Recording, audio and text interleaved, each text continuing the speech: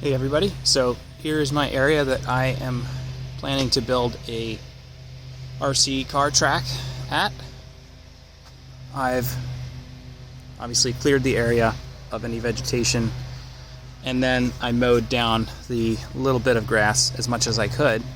And I just took a four-wheeler, but you could walk it, you could probably use a bike. You want to use something, I think, to kind of ride or move along the same path that you want to go.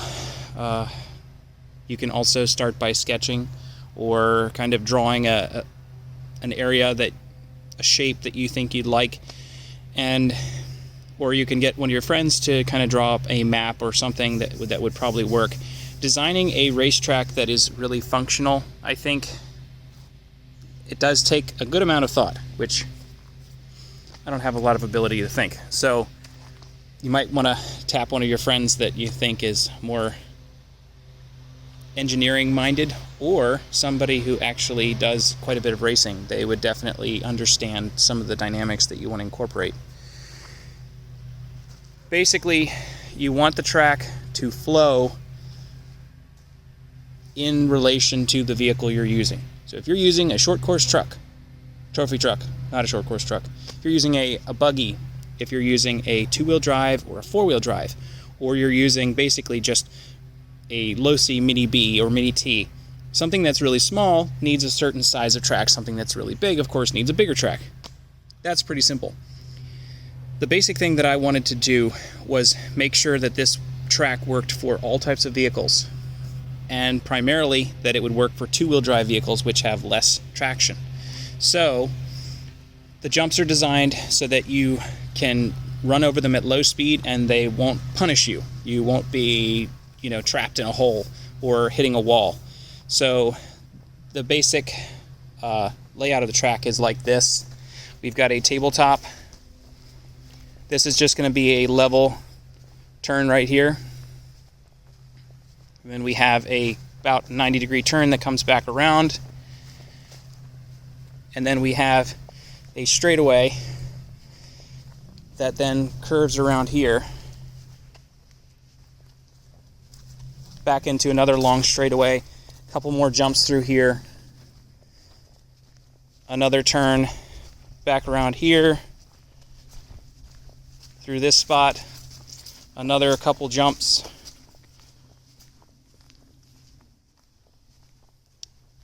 kind of curve through here, and then tight curve into a nice wide bank, and you're back to the starting point. This is the tabletop that I'm making right now. So for two-wheel drive, I think you need to start with the understanding that you don't have as much traction. You should not basically place jumps very close to the exit of a turn, because you won't have enough traction to get up to the speed you need. So if you place a jump right at the end of a turn, you're just going to have to roll over it. You're not going to be able to actually get air. You're just going to have to roll over it, which is fine if that's what you want. But if you do that, then you need to make sure the jump is not met with another jump that will stop the vehicle in its tracks. So that's basically how I designed this. I designed it so that you can run at lower speeds and it'll work just fine. This is not really a track that's built for, powerful 8 scales. It's just not going to... it'll work, but it'll be fine, but it's just going to be... You're going to run out of room really quick. So, a little bit of a slower track, but this is what I've got going. So this is going to run up through here, come back around, down, turn over, go back up, do another 180, come back around here, do a little kind of an S, and then down to this bank right here, and you're back to the starting point.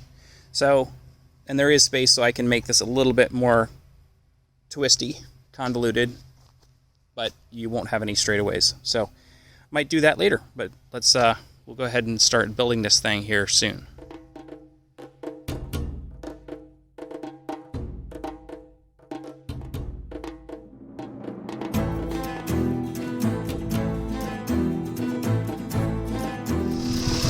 Alright, so on all of my ramps, I'm going to try to use what I have left of this construction fencing. So what this does is if you put this in layers in the pile of dirt or in your jumps, this helps multiply the friction properties of the soil. So basically just cut the pieces to fit and then backfill the soil and then compact. And this will help keep everything in place a lot better.